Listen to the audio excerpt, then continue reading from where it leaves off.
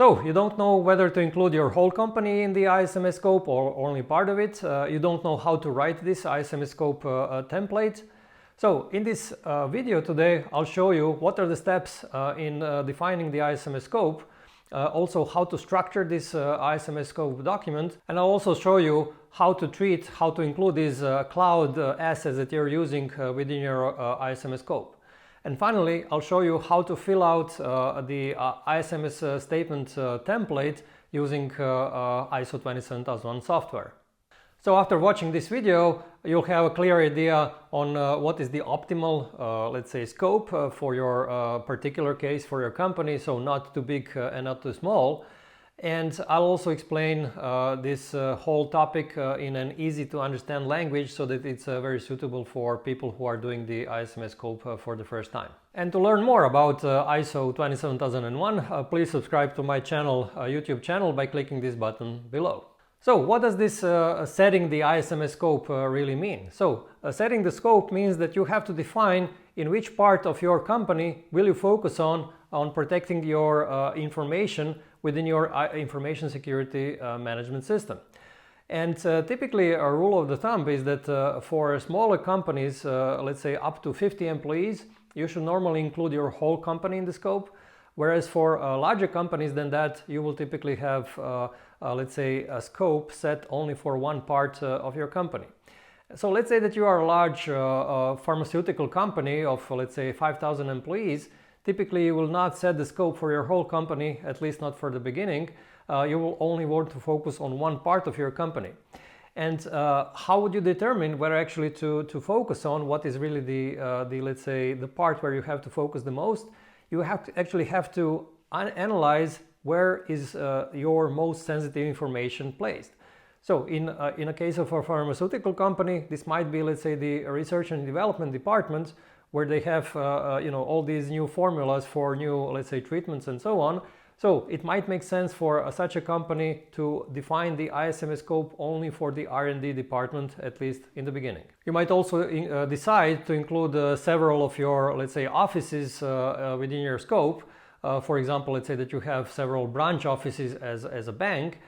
In this case, you will have this multiple site certification during the certification audit. So how do you then protect your data within the scope, and also the same data when it's handled by third parties like cloud providers? Now, basically, the thing is that the data, when it is within the scope, you're protecting it through your own policies, procedures, through your own controls, whereas this data, when it is handled by these third parties, then you actually define how this data is protected through the agreements with these third parties. So in effect, the data within the scope is protected, let's say, by your own actions, whereas data out of the scope is protected by actions of third parties, which you define through your agreements with these third parties. Okay, ISMS scope is defined basically in two places. The first one is actually the ISMS scope document or ISMS scope statement. This is your internal document where you specify exactly what the scope is. And the second place where you have to define the scope is actually in the ISO 27000 certificate. So this is the document which is issued by the certification body after you pass the audit. And in this certification, they need to specify what is the scope.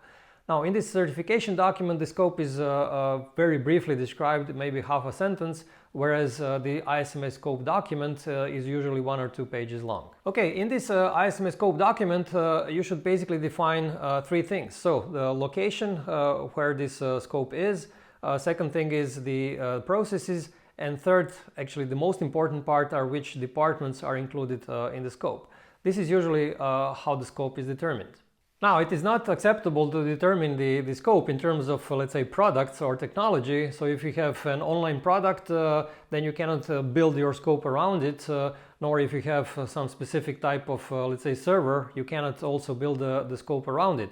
What you can do is basically define all the departments which are included in providing this product, or all the departments which are, let's say, in charge of managing this particular technology. This is how you actually can get around and build your scope in terms of departments. What is also not acceptable is to define the control safeguards within the scope statement. because the scope statement defines only what you're going to protect, which kind of data you're going to protect, whereas it's not going to define how you're going to do it. So the definition of all the controls actually comes later on in the implementation process, after you perform risk assessment and treatment and after you define the statement of applicability. But the writing of the scope statement actually comes much earlier in this implementation process. A common dilemma is how to define the scope if you're using cloud services. In this case, you have to include in your scope only the things that you actually control. So let's say that you're using Gmail cloud service for sending emails. In this case, you only control the data, but you're not controlling the software, the hardware, anything of this, because this is controlled obviously by Google. Or let's say that you're using Amazon AWS service, and that you have this virtual server on Amazon AWS. In this case, you control the data, you control the software, you also control this virtual server environment, and these are the things that you are including in your scope, whereas you're not controlling, obviously, again, the communications, the hardware, the data center from Amazon. This is something that they control. So what is the process of setting the ISMS scope? There are basically 5 steps included. So the first step is actually to find out, to see actually how big is your company, because again, if your company is smaller than 50 employees, then you should probably include your whole company in the scope. If your company is bigger than 50 employees, then the second step is really to see where your most sensitive data is, as I already explained earlier in the video. And the third step is to see what are the requirements of interested parties when it comes to defining the scope. So for example, you might have a very important customer who demands that your ISMS is that covers only, let's say, a particular department, or at least this particular department.